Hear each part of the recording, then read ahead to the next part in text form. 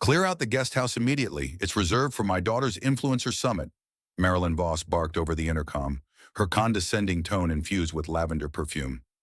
I froze, coffee clutched in my hand, robe still wrapped around me, eyes fixed on the security monitor. There she was, zebra print scarf, oversized sunglasses, and two men in tow, one carrying a ring light, the other dragging a suitcase that bulldozed right through my newly planted rosemary. I initially thought it had to be some sort of joke, until I noticed the HOA petition in her perfectly manicured hand. Marilyn was not joking. She was indeed attempting to take over my guest house for a live stream. What she did not know was her daughter Glimmer Sky was going to enter an elite CIA safe house known as Haven Pulse. The instant Marilyn's heels hit my grass, she activated a federal silent alarm. This wasn't some idyllic retreat. This was an old dead drop, reactivated 6 months ago. I purchased this property for its seclusion, not its appearance. That charming little guest house nestled under ivy, reinforced walls, biometric doors, jamming signals, and a missile-proof foundation. The realtor omitted all of that in the brochure. Officially, I'm a tech consultant. Off the record, I'm a reactivated CIA asset maintaining Haven Pulse.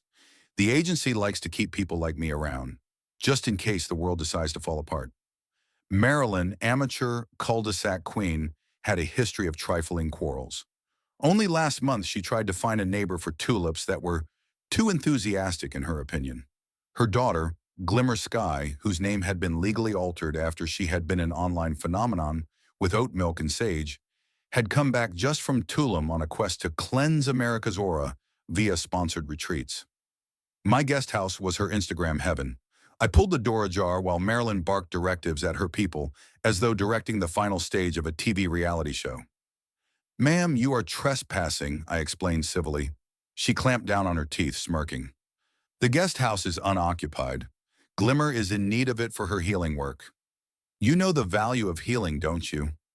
The man with the shimmering yoga mat that read, "Namaste or no way," looked like one who dreamed to beam himself away from there. "Let me make one thing clear," I said, standing in their path. "Private property. It's not for rent. Go, or federal agents handle it." Marilyn flinched at the federal, but wasn't built to fold. She slapped a paper against my body. "It's a requisition for community use. Your guest house is approved by the HOA to be of general benefit for the community for 30 days. She even air-quoted shared benefit facetiously. The document was a hacked HOA bylaw with a truncated half-sentence, an orange highlight bleed-through. "Marilyn," I said to her, "this is not valid, and the guest house is taken, just not for selfies." She rolled her eyes, calling out Glimmer, who glided out of her car in a silk kimono during production. "Perfect vibe," Glimmer hummed, hashtagging the spot number sign Safehouse glow up. At that time, 1.5 million were pinged to a black site. I double-tapped my watch. Inside, systems activated. Windows darkened, cell signals dropped away, and a ping zapped to Langley. Marilyn talked of Glimmer's sacred work as a red laser flashed across her purse. Her smile wavered. Later that night, around soy sauce packs and lo mein, I spent time watching security tapes. At 11 p.m., Marilyn crept back, crowbar, gloves, flashlight at the ready, whispering instructions to Glimmer as if they were casing a bank heist movie. She tried to pry the patio door open with a fork, but every inch of that guest house was greased in counter-surveillance. They might as well have breakdanced into Langley. When they couldn't blast through, Glimmer posted a crying selfie. "Blocked by toxic vibes?" The next morning, Marilyn returned, this time with scones. "Be neighbors," she whispered. "Just the weekend. You won't even notice us."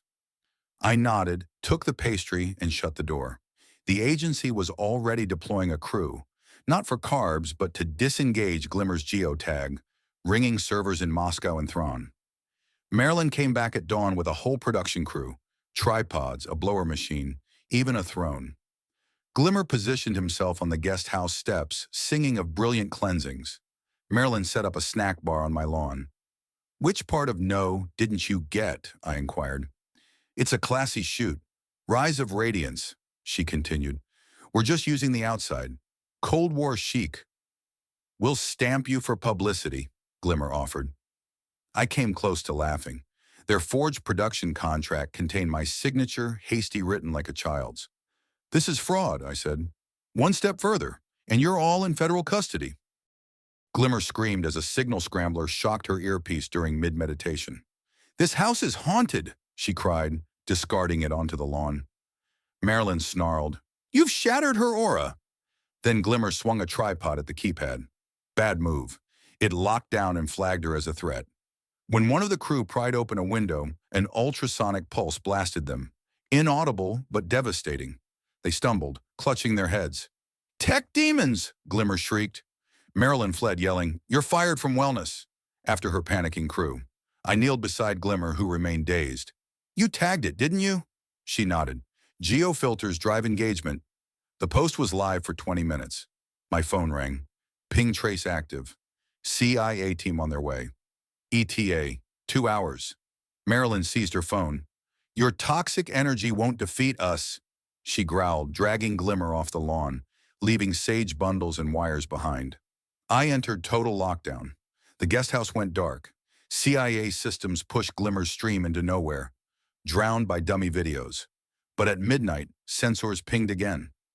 Marilyn returned, black leggings and gloves. Glimmer wore a sequin jumpsuit. Bolt cutters swayed from Marilyn's wrist as they scaled my fence. "We're reclaiming this space," Glimmer whispered, camera rolling. "Manifesting entry." She yanked on a window. Red lights blinked. "Pull with intention," Marilyn urged. One more tug and a screeching alert dropped them both off the ladder. Floodlights roared. "Unauthorized access! Zone secured! Authorities alerted!" boomed a robotic voice. Marilyn, sprawled on my lawn, screamed into a camera. "This is harassment! I'm calling the news!" They tripped over my flower pots as they ran. Satellite logs lit up. Pings from Latvia and Dubai. By noon, a black SUV showed up. 3 agents got out.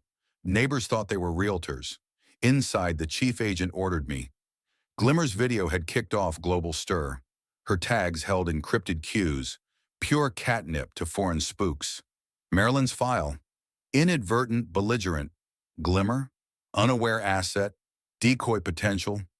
The game plan: swamp the net with decoys, submerge probes in noise, legally gag Marilyn. By 2 p.m., an agent had dropped a thick envelope of cease and desists on her doorstep. "Who are you people? Is this a joke?" she screamed. She called me frantically. "I thought it was just a shed. We just wanted to stream." "That building's not for you," I said to her. "Stay away." "Okay," she whispered and hung up. 2 days of silence. The flamingo lawn ornaments disappeared. Her HOA emails stopped. Then 10:07 a.m. A truck with an HOA Emergency Services logo pulled up. Fake logo, real audacity. Marilyn, wearing a power suit, led a crew snapping photos. One tried jimming my gate open with a screwdriver. "This property is in violation of 5 HOA regulations," she shouted. Glimmer live-streamed with her brandishing a Justice Now sign, her following skyrocketing. Another black SUV arrived. An agent handed me an envelope. "Operational authority upgraded. No civilian access for 180 days. To Marilyn, he said, "Step over the line. You're detained." "I'm calling the Attorney General," she barked. "They're briefed," he replied, "and so are your watchers." The agents vanished. Glimmer's stream cut. Marilyn stared at the guest house like it might lunge. That night, the HOA sent a subdued email. Any action on my property now had to be approved by consensus. One neighbor asked, "What's actually in there?" "Old sofas and great Wi-Fi," I grinned. He didn't believe me. Haven Pulse launched. The world watching. Marilyn, a specter. Her influence erased. Glimmer labeled herself a government suppression survivor. The CIA permitted her to create content in a containment loop.